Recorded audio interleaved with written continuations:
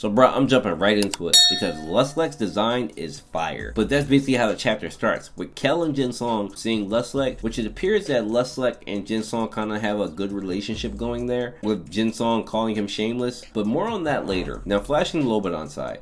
Everyone's reacting to the ship that appears. It appeared on Dumas and Richard's behalf as someone named Michael, who appears to be an Arc Librarian, came to pick up Dumas and Richmond, who he also addresses as Arc Librarians. They also have a small interesting conversation as they say that they were born from Gustang's scriptures. So you guys let me know what you think about that. I'm not sure what that means. But before they take off, Michael allows his ship to attack everything in the area, including Lobadon's defense, who he says is top notch. But as they warp away, BAAM, Bong Bong, Yama, and Yaracha appear, with Yaracha on death's door. Now we finally get an exchange between Lobadon and BAAM finally meeting, and Lobadon giving off a meeting your girlfriend's dad type of vibe, even though ain't nobody marrying your trash granddaughters, bro. I mean, Shalile's okay. But regardless, in that same moment, Kun confirms the location of the chess match, which is the Sprout. Now, does that mean that the chess match is tomorrow? Because I believe that Gustang said that he would send it out a day ahead. If it's tomorrow, it's lit. But we go to Yama and Yaracha as Yaracha is on his last few seconds of life, letting Yama know that he's giving him all the information for Big Breeder and the strength to commit a full metamorphosis. And with that said, he passes away, and Yama appears to be struggling to cope with it, wearing vengeance against all the family heads. But this is more my type of vibe right here. Look at Yuri and Tiara, y'all. Getting together. You love to see it. Those are my girls, man. But right on time, as expected, KIRIN appears, and they sober up immediately to go deal with that threat. Interestingly enough, KIRIN tells his forces to attack everybody except the princesses and Laura, and of course BAAM, who isn't there. But what does that mean? I thought that KIRIN and Garuru were both fellow revolutionaries. But pay attention to that as the chapter ends with Yuri and Tiara dipping some of his forces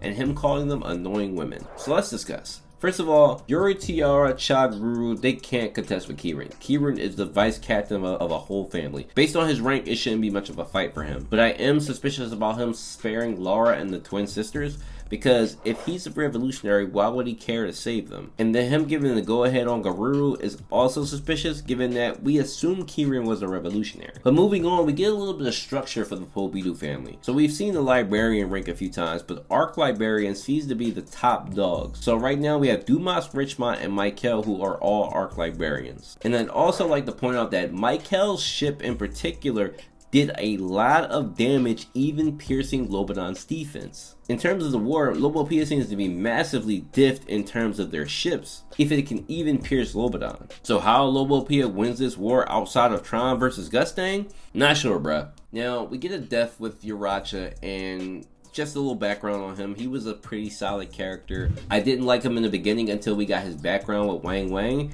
and he turns out to be okay. His design also got better over time for me. So let me know what y'all think about Yaracha overall. I think he played his role perfectly and was a pretty good character. As far as the stuff with Yama this chapter, until we get the details about the Big Breeder and what was exactly given to him, no need to discuss it. Now lastly, Luslec. Luslec's design is fire, right? And it matches every description we've got of him. Demon King, the darkness of the tower, all of that meshes with that half-face design.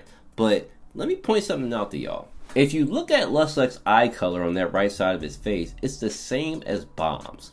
And his hair color matches as well.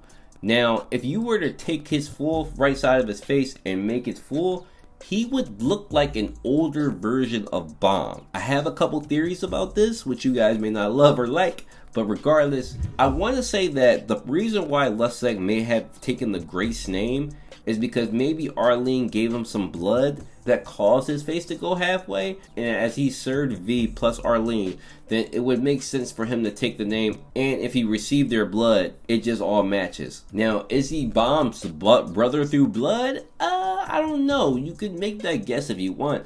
I mean, honestly speaking, Luslec has always shown BAAM favor, regardless of him being the child of prophecy or an irregular. He has always shown BAAM favor. So that could be Big Brother vibes, but we'll see as we go on. But it's also very possible that his face is just a result of maybe the civil war between the family heads and Zahar versus Arlene and V, and he could have just got hurt during the fight. But regardless, I love his look, and so far, bro is playing that Dark Demon King role perfectly. So my predictions for the next chapter are KIRIN faces off with Yurin Tiara, possibly Changaruru, and then I think we get Tron solving what it is for the maze, and then Gustang possibly getting the book. So overall, chapter 7.5 out of 10. Guys, no stream Thursday. It will be Wednesday, 1 o'clock p.m. I can't be here Thursday, 1 o'clock, so just letting you guys know, 1 o'clock Wednesday, be here, I'll stream. But other than that, cheers to a good week, and see you soon.